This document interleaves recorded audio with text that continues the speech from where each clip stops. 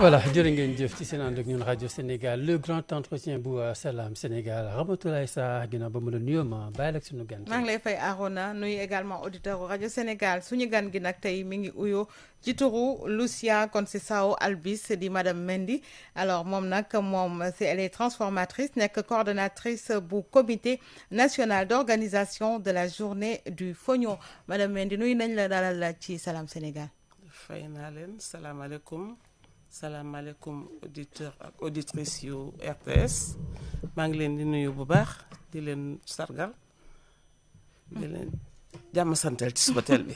jërëjëf alors avant ngay ñëw maa ngi naan bu ñëwee dinaa ko laaj nag ndax amul elle n'est pas d'origine brésilienne dañoo jógee ci match Sénégal Brésil ay aaw rek ngay dégg kon c'est ça moo tax ba nga ñëwee ma ne nag il faut que ma laaj madame Mendy est-ce qu'elle n'est pas d'origine brésilienne ah est-ce que amul ci dara. waaw xam nga samay ayel nag ils sont d'origine brésilienne et portugais voilà. mi nga kon je ne me suis pas trompée en tout cas ñu ngi lay dalal bu baax ci Salam Sénégal dañu génn ci bëccëg boo xamante ne dañ ko jagleeloon wàllu Fognon. Fognon nag yaakaar naa ni am na ñu ko xam ñu ko miin am na ñu ko miinul tey jii laata ñuy dugg ci journée boobu est-ce que mën nga ñu wax déjà Fognon ban xeet la ci ñam yi nan la mel d'abord. Fognon nag céréale la. céréale boo xam ne suñu maam yi daawoon nañ ko jëfandikoo. waaye jafe-jafe bi ci liggéey bi moo taxoon ñu bari abandonné ko bàyyi ko toppatootuñu ko. mu doon nag graine boo xam ne mooy graine boo xam ne c'est africain fii la soxee ko fii lañ koy béyee fii lañ ko xamee. waaw donc Fognon jafe-jafe yi ci nekkoon ba tax nit ñi bàyyi woon ko abandonné ko parce que man damay fàttaliku sama yaay bu ñu daan waxtaan bu ma ko waxee waxu Fognon mu ne ma Fognon man bi ñu nekkee xale temps yi nga xam ne dañuy dem ba dund amatul moo nekkoon vivre de soudure bi donc dafa daan jóg ci àll bi dañuy dem génnee ko ñëw dëbb ko pour togg donc dafa nekk est-ce que neex na céréale waaw neex na sax ci suuf dafa am suuf particulier bu muy sax wala comme dugub bi la ak mboq bi rek ni ñuy saxee. Fognon nag dina sax ci suuf bu nekk. amul jafe-jafe pour xool ban qualité suuf la war a saxee wala déedéet. sauf boo ko jox rek dina la ko delloo. d'accord waaw loolu mooy neex ci mbéyum Fognon bi. alors ci journée internationale boobu ñu jógee justement journée du Fognon ñu gis ni seen président sax di rek monsieur Diakité moom wax nañu ci wàllum Fognon tey ji li nga xamante ni ci wàllum koom gi mën na ko indil sax Sénégal waxtu gi nga xamante ni suñu kilifa yi dañoo wax ci souveraineté alimentaire est-ce que mën nañ ci sukkandiku ngir rek tamit lu bari ci suñuy meññeef ñu mën koo dundee. yaakaar naa ne tey bu ñuy wax souveraineté alimentaire dañu war a xool ñun li ñuy dundee wala suñu maam yi ñun li ñu daan dundee ñu dellu si foofu. ceeb bi dañu ko indil ñu imposer ñu ko waaye du lu gën ci ñun donc bu ñu delluwee ci Fognon bi même dugub bi ak mboq bi tamit dañu ko indil waaye ñoo gën a baax pour suñu wér-gu-yaram pour suñu alimentation te moom la ñu gënoon miin. léegi lañ ko bàyyi dem ci ceeb bi donc baax na tey ñu dellu ci yooyu gàncax yi nga xam ne moo gën ci ñun te buñ ci jubluwee dinañu gën a gaaw a atteindre souveraineté alimentaire vraiment ndax dañ koy ñëw yokkal ci ceeb bi ceeb baa ngi fi déjà mënatuñ ko bàyyi tàmm nañ ko waaye yee day ñëw yokk doole wàññi consommation ceeb bi ñu yokk consommation céréales yi surtout Fognon bi nga xam ne mën na remplacer valablement ceeb bi te moo gën ci suñu wér-gu-yaram tamit. moo gën ci suñu wér-gu-yaram ci ban fànn ngay wax ndax dëgg la dañuy gis ni ceeb bi dañuy wax surtout riz parfumé bi dafay am amidon bokk na ci li nga xamante ni mooy jur yenn xeetu feebar yi lu ci mel ni diabète bi et tout ça Fognon bi da nga bëgg wax yooyu le amu ko wala ferñeent bu baax la yor. waaw ferñeent yu baax la yore non seulement amul amidon amul suukar. mais aussi dafa di ferñeent boo xam ne mooy dafay jàppale nit ki ci wér-gu-yaramam ci mbirum diabète amul suukar loo xam ne dañ koy gaaw a digérer la aussi donc day régler le problème de la flore intestinale mais baax na aussi ci tension ak yeneen ferñeent yoo xam ne mën na ko yokkal suñu yaram alors yow ñu ngi lay présenter léegi comme coordonnatrice su comité bi waaye nag laata ñuy dugg ci boobu dañu wax également ni transformatrice nga laata ñuy dugg ci transformation bi sax dañuy ñëw ci li nga xamante mooy xew-xew bi ñu jógee yéen résultats yi ngeen xamante ne yéen a nga ko fa doon xaar ak tamit préparation bi mën nañu wax tey jii lan la ñu mën a jàpp ci boobu leen ndaje.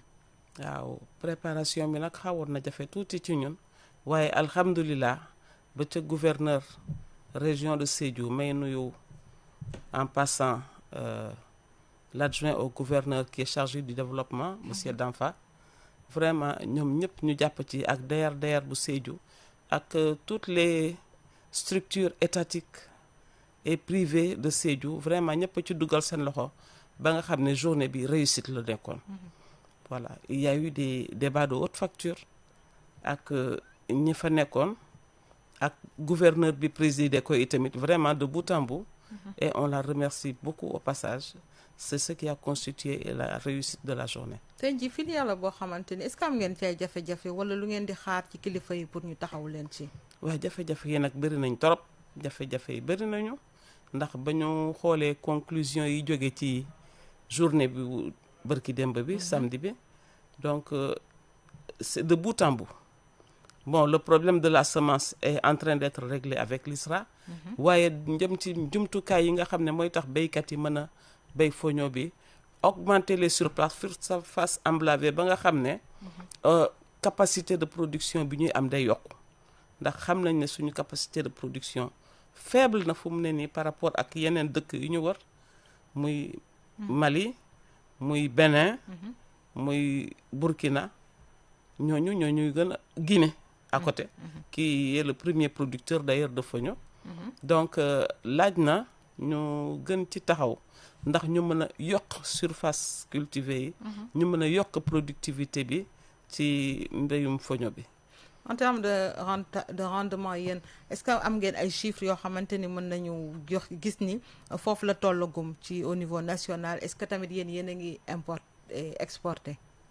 waaw actuellement le foño au Sénégal nous sommes à 600 000 tonnes. 600 000 tonnes bu ma juumul 6 000 tonnes. 6 000 tonnes de production par année. donc gis nga ne laaj nañu yokk ko multiplier ko même par 10 pour arriver quand même à une certaine autosuffisance en foño. waaw exportation bi nag moom bu ma juumulee. parce que quand j'ai eu les échos des gens de Kédougou. c'est-à-dire pas cette année mais il y a 2 ans dañ ma ne woon nit ñi dañu ñëw ak seen conteneurs yi teg pour foño bu amee rek ñu mën ko charger pour yóbbu ko donc gis nga ne la demande à l'extérieur elle est forte la demande elle est forte alors que la production est faible c'est ce qui fait que ñun ici au Sénégal ba léegi mënuñu am assez de foño à mettre sur le marché donc il faut qu'on inverse la tendance ñuy dugal foño bi ci suñu habitude alimentaire yi ba nga xam ne boo demee ci boutique bi ni nga mënee jënd ceeb nga mën ko jëndee foño. et justement loolu sax foofu laa bëggoon rebondir. ni ngi vanté li nga xam te moo di méritu foño bi du ma def nag comparaison mais boo ko seetee ak yéen ñi vraiment liñ ko rawee bari na selon yow lan moo waral loolu problème communication autour ak foño bi lan moo waral vraiment yéex boobu na. jafe-jafe yi nekk surtout ci production bi ak transformation bi moo ko waraloon. et qui est en train d'être réglé petit à petit mais aussi communication bi war amu ko ci il faut que on fasse beaucoup plus de communication pour que nit ñi xam li foño bi boo laajtee fii Dakar ñi ko xam bëriwul nga dem Saint-Louis laajte ko ñi ko xam bëriwul waxatuma nag Fouta donc ñi ko xam mooy ñi nga xam ne ñu ngi ci zone de production bi dugg na ci seen habitude alimentaire ñoom dañ koy togg souvent di ko lekk muy Kédougou Tamba Kolda Sédhiou Vélingara toute la zone là la zone sud-est donc ñoom xam nañu foño tàmm nañ ko ils ont l'habitude d'acheter pour consommer mais boo xasee ba dugg si ci biir dans la zone centre ak Dakar Thiès ak yooyu di ñu xam foño bëriwut. alors en termes de transformation yaa ngi ci yëngatu également mën nga ñu wax yéen ci façon bi nga xamante ni yéen a ngi koy transformer ba mën a écouler bu baax ci marché bi muy jaay jusqu'à l'international. waaw transformation bi nag fa la jafe-jafe di nekkoon mais professeur Sanoussi a eu à régler en tout cas en partie à accompagner au règlement d'une partie de la situation mooy l'invention de la machine à décortiquer le foño. maanaam amuloon machine boo xam ne moo koy xolli moo koy soq waaw soq bi moo ne foon jafe-jafe bi parce que on se souvient que pour nga am 2 kilos de foño tu pouvais faire 2 heures de temps à piler avec la main et dëbb bi dafa day métti metti dëgg la on connaît les conditions dans les villages dans les zones rurales en tout cas donc dëbb bi dafa jafe woon trop pour nga am loo xam ne mën nga ko togg sa njaboot consommer ko donc bi mu créer machine à décortiquer bi ça a réglé une bonne partie de la problématique du foño ba tax nit ñi tey ñeme dugg ci mbéyum foño bi ndax loolu moo tax nit ñi ñeme dugg ci mbéyum foño bi moo ko créé nga wax waaw moo ko inventé ah oui ok moo ko inventé léegi jafe-jafe bi ci nekk nag ce n'est plus le décortiquage mais la récolte du foño ndax lan nan la nekkee jafe-jafe parce que ba léegi la récolte ça se fait à la main waaw foofu yegguñu ci mécanisation voilà d'où le thème de cette année bi ñu jëloon le foño de la culture traditionnelle à la culture industrielle enjeux défis et perspectives comment faire pour arriver à cette mécanisation là te xam naa ne bu ñu yeggee ci mécanisation bi dina tax production bi gën a yokku on fera un boom vraiment dans la production du foño et on peut facilement multiplier la production. Alors en termes de machine bi ngay wax justement décortiqueuse bi est-ce que tey jii am ngeen ci suffisamment yoo xamante ni mën na servir femmes yi nga xamante ni dañ ciy jëfandikoo ndax yaa ngi koy wax sànq dafa metti pour décortiquer ko est-ce que machine yi doy na est-ce que état gunge na leen ci pour ñu ut yeneen gannaaw professeur Sanoussi moo ko créé est-ce qu'on a mis les moyens xam nga ba nga xamante ni mën nañ ko multiplier mën a gën a yombalal jigéen ñi liggéey bi. bi muy soog a def invention bi nag. Il y avait le projet du FNRA bu ko accompagné woon ci démultiplication bi ba taxoon surtout dans les zones rurales à Kolda Vélingara Kédougou et autres amoon na des groupements de femmes yi nga xam ne jotoon nañu bénéficier mais depuis que le projet du FNRA jeex la difficulté reste la même léeg-léeg il y a des pannes sur les machines il faut renouveler aussi certaines machines donc le problème reste encore entier. Il y a des zones yoo xam ne ba tey amaguñu machine am na zones yoo xam ne machine yi ñu amoon yàqu na réparé waat mais xam nga machine bu defee un certain temps il faut penser à renouveler donc foofu la ñuy xaaree état bi tamit ces zones yooyu ci nit ñi bu baax zone yooyu dafa nekk zone yoo xam ne dañ ko fay bay bu baax c'est des zones de production c'est des zones de production par excellence. te lu ngeen di xaar également ci kilifa yi pour ñu accompagner leen yow également am ngeen ay GIE peut-être bëri nañu mbootaayu jigéen yi nga xamante ni soxla nañu ku leen taxaw ci fànn googule aussi ci financement wala am ngeen yooyu. amuñu. dañuy góorgóorlu rek. donc ce qui fait que hormis le décortiquage. donc soxla nañu tamit gouvernement bi. ci yeneen équipement de transformation ci mbirum emballage bi et commercialisation bi donc on ne peut pas tout attendre de l'État c'est vrai mais il y a des efforts à faire l'accompagnement de l'État pour ce processus-là ñu ngi koy xaarandi bu baax tey ji également est-ce que mën nañ xam côté prix ndax bu ñu xoolee ceeb bi day nekk ay prix yoo xam ni dañ koy homologué fii gis nañu barki dem rek leen gi ñu dénk wala industrie ak commerce ci li mu doon wax ci ceebu mbay mi tey ji foño bi est-ce que accessible na ci population yi ba nga xamante ni aussi wàllum communication bi sensibiliser leen ci ferñeent yi mu am nga xamante ne ay vitamines yu mën a indi lu apporter lu bëri ci santé nit ki aussi. waaw ci mbir boobu nag moom foog naa il y a encore à dire parce que état bi buñ ci accompagner dinañu mën a homologuer prix ba nga xam ne prix bi dina doon mu gën a accessible. ñaata la toll. maa ngi lay wax ne. sànq ak Kédougou nit ñi dañ daan indi seen conteneur yi teg. di xaar béykat yi pare pour ñu mën ko jël ñu yóbbu ko. c'est depuis période boobu nag le prix a augmenté. c'est combien. waaw on est à 2000 2500 ba 3000 francs le kilo. le kilo c'est cher alors. oui c'est cher. je trouve que c'est cher. Ah, oui. Il faut que prix wàcc parce que avant on l'avait à 1500 2000 francs le kilo. léegi il faut que ñu parvenir à une politique ba nga xam ne prix yi day wàcc et que le fonio soit beaucoup plus accessible aux populations. Justement, est-ce que mënuñu ko gën a wàccee bu mu accessible parce que cherté boobu du ñëpp a ko mën a jotee tamit. mën na nekk si les conditions sont réunies évidemment. ci yan levier la ñuy jouer justement ba ñu wàññi prix bi. Levier, l'augmentation de la production des pains. Ok. Ça c'est une première chose. Ensuite, faciliter l'accès à la machine à décortiquer le fonio pour Maanaam que ñu liggéey bi yombal gën a machine. yomb ñu yombal machine bi et réunir les conditions, organiser les femmes. Elles sont déjà organisées. maa ngi jógee Sédhiou barki démb. C'est des groupements de femmes des zones rurales ñoom ñoo génn seen village yi ñëw préparer fonio bi pour ñu mën a fêter le fonio comme il faut. Parce que hormis la phase échange et tout, il y a aussi cette phase dégustation pour que ñii phase ñëw boo mën a xam xam ni dañuy dañu goûter pour koy xam voilà lu muy bu goûter pour xam fonio bi naka la mel. Voilà. alors jigéen ñooñu Rama nga baal ma alors gis nañ ni dañ ciy yëngatu bu baax fi nga wax noonu zone sud-est bi ndax mën nañ am ci xayma rek tuuti yan part lañ am ci contribution vraiment mbayu ko fonio bi ci réew mi. dinaa wax nag ne fonio bi moom jigéen ñi pratiquement ñoo koy gën a béy. ñoo fa ëpp doole. ñoo ci ëpp doole. C'est une culture boo xam ne c'est beaucoup plus les femmes qui s'investissent que les hommes. Donc il y a des hommes qui sont en train d'entrer quand même dans la production. ñu ngi ciy dugg. Je vais donner l'exemple de Modou Fall, un de nos partenaires, qui cette année-ci a emblavé 112 hectares de fonio. ok moom mooy testé phase de mécanisation. producteur d'arachide ci kii. non fonio. waaw Modou Fall bu Modou nekk Fall. également ci wàllum gerte gi muy producteur. Est-ce que Ou bien il c'est le s'agit même pas, Modou Fall? d'accord. Non. ok mais non C'est un jeune, hein. ok Oui.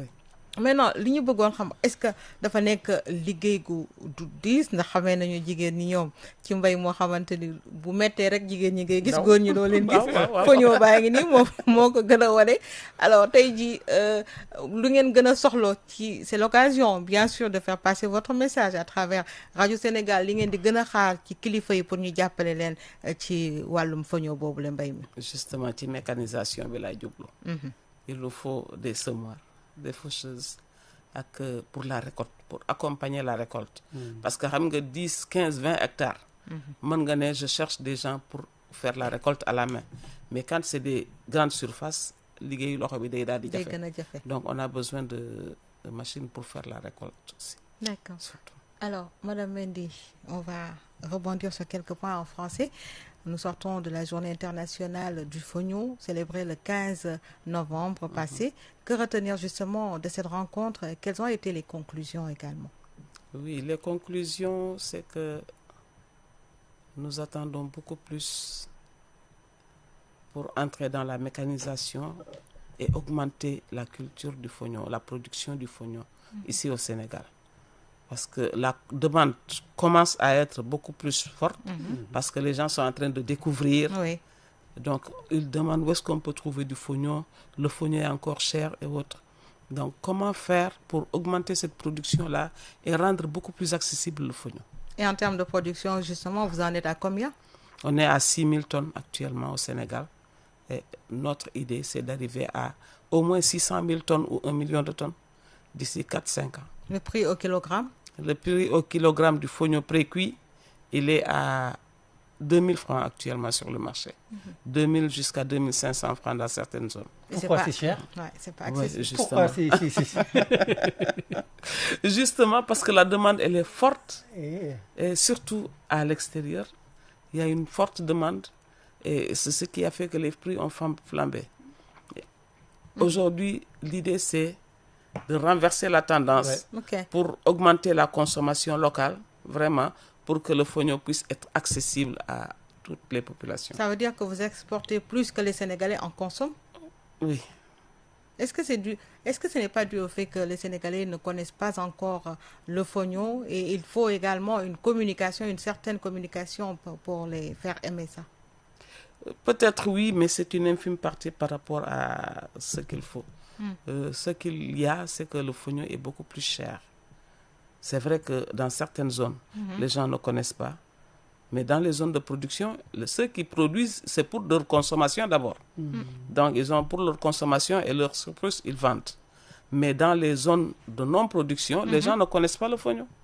Pourquoi est-ce qu'ils ne connaissent pas le fognon? Oui. Parce que le fognon est cher, il n'est pas accessible à tout le monde. Et on ne peut pas en trouver partout. Et en termes de transformation, comment est-ce qu'on peut manger le fognon sous forme de riz comme on fait du thieboudienne? Est-ce que c'est possible de faire du couscous, du tiéré comme MV Armand? Le fognon remplace le riz valablement dans tous les plats et sous toutes ses formes. Ah oui. Vraiment. On le prépare comme du riz, avec toutes les sauces. Comme le thieboudienne, le fognon tiep, le fognon yap.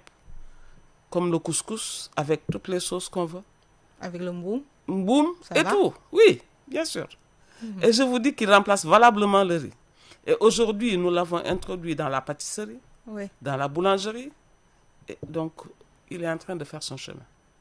En tout cas, j'ai eu à déguster votre tchakri. C'était avec une de vos collègues qui était Oui. invitée à la télé à Kinkeliba. Exact. On a vu également des amuse-gueules, on cakes, dira, des salés les et salés toutes du sortes. sucré, oui. Voilà. Donc aujourd'hui, ce que vous attendez des autorités, c'est un coup de pouce Mhm. pour Un coup de aller pouce. de l'avant. Un coup de pouce, une politique pour accompagner ce processus de croissance dans la production du fognon et aussi de la commercialisation. Et pour le matériel, est-ce que vous en avez suffisamment aujourd'hui? Il n'y a pas assez de matériel, il n'y en a pas. Les femmes rurales travaillent toujours manuellement, vraiment. Et les hommes aussi, il y a des hommes, par exemple, dans la zone de Sédhiou, la Casamance en général, c'est beaucoup plus les chefs religieux qui sont dans cette production-là. Ah oui. Et l'avantage pour eux, c'est qu'ils ont leur talibé qui les accompagne. Et donc, ils peuvent faire certaines surfaces. Mais la mécanisation, vraiment, c'est là où il y a le grand défaut. Mais avec l'exportation, vous vous en sortez? Vous frottez bien les mains? Oh, pas trop quand même. Parce que la production, elle reste toujours... Limité. Qu'est-ce qu'il faut réellement pour augmenter ce rendement, les rendements en matière de production? En Qu'est-ce matière qu'il de faut? production, il faut vraiment augmenter les surfaces emblavées. Et pour augmenter les surfaces emblavées, il faut une mécanisation. Il faut qu'on nous accompagne par rapport à l'accès aux machines agricoles qui peuvent faciliter la production. Et dans la transformation aussi, oui. il faut continuer à vulgariser la machine à décortiquer le fognon pour faciliter le travail des femmes et aussi pour rendre accessible le fognon. Et il n'est cultivé que dans la zone sud ou bien on peut dans d'autres zones? Le fognon peut être cultivé dans toutes les zones, partout, sur tout type de sol. Ok. Il a été expérimenté cette année. Fanta m'a dit qu'elle a expérimenté le fognon dans la zone de Louga. Ok. Touba aussi en a fait, ils ont testé. Et ça a réussi. Et ça a réussi. À Thiès, avec l'ISRA, ils avaient déjà une surface qui a été exploitée aussi et qui a réussi. Donc ça, c'est pour vous dire que le fognon peut être cultivé dans toutes les zones. C'est une culture qui a besoin beaucoup d'eau, excusez-moi. C'est une culture qui a besoin beaucoup d'eau ou bien? Non, pas beaucoup d'eau. Ok. Non. Pas beaucoup d'eau et il y a des cycles plus ou moins longs, moyens, 90 jours, 120 jours. Okay. Donc vous voyez que c'est quelque chose qui peut être cultivé même toute l'année. Toute l'année on peut cultiver. Surtout si on tient compte que l'État a une politique d'accès à l'eau dans toutes les zones. C'est-à-dire d'ouvrir les voies d'eau. C'est ce qui permettrait aussi d'augmenter les productions. En tout cas de renouveler à chaque fois, en saison, hors saison, de pouvoir faire la culture. Et sous forme de bouillie également, c'est bien possible? Oui, celles qui font les farines composées, les farines infantiles, nous avons introduit le fognon dans ces compositions-là. Et aujourd'hui, le fognon est utilisé pour enrichir les farines composées. Et il est très nutritif aussi. Merci beaucoup, Madame Lucia Conceição Alves. Et vous prononciez bien mon nom, ah, hein? Oui, hein, bizarrement. J'aime bien. Alors voilà, c'est... Et hier, je suppose que vous étiez pour le Sénégal ou bien pour le Brésil? Vous étiez partagé. Vous étiez partagé. Je suis sénégalaise. Ah ouais. Merci en tout Je cas. soutiens mon équipe. Merci beaucoup, Madame Mendy. Alors, je rappelle que vous êtes transformatrice, coordinatrice du comité interne national d'organisation de la journée du Fognon. Salam Sénégal vous remercie. Merci beaucoup à vous, Ramatoulaye, c'est ça? Oui, c'est bien voilà. ça. Et vous, Arona. Merci En beaucoup. tout cas, merci beaucoup pour cette opportunité Merci que à vous nous vous. donnez de parler encore du Fognon. Et nous espérons que nous allons continuer à en parler. Inch'Allah. Merci. D'autant plus que pour l'année prochaine, nous avons prévu d'aller à... Comment ça s'appelle? Oui. À Kaolack, Ok. à Latmingué. Latmingué. Voilà, c'est là-bas où nous prévoyons la journée du Fognon pour le 15 novembre. Parce que c'est chaque 15 novembre que nous célébrons la journée. Alors, Et l'année prochaine, nous avons demandé à Dr Macoumba Diouf, Oui. qui est le maire de Latmingué, Ouais. s'il peut recevoir la journée. Et je pense qu'il est d'accord. alors pour, Donc les, nous parlerons du Fognon hors de sa les- zone de production. Ah, pour les séances de dégustation, j'ai beaucoup de candidats, il faudra nous dire. Hein. Ah d'accord, il n'y a pas de souci. Vous êtes invité alors. merci beaucoup. Merci. Merci beaucoup madame Mendy jërëjëf Ramatoulaye Jërëjëf, Sarr voilà li ñu waxtaanee ak suñu gan nag dañuy may lay kan togg bi mu ubbi leen bu mu jokkoo bi yéen bokk auditeurs yi ngeen mën ci réagir Salam Sénégal suba naa dellu si. Salam alaikum Sénégal ngi maaleykum salaam Sénégal ngi nanga def sawa Sénégal ngi maa ngi fi c'est ça Sénégal ngi salam Radio Sénégal fait sa mue, une mue pour le meilleur et pour votre bon plaisir. Sur Radio Sénégal, le soleil se lève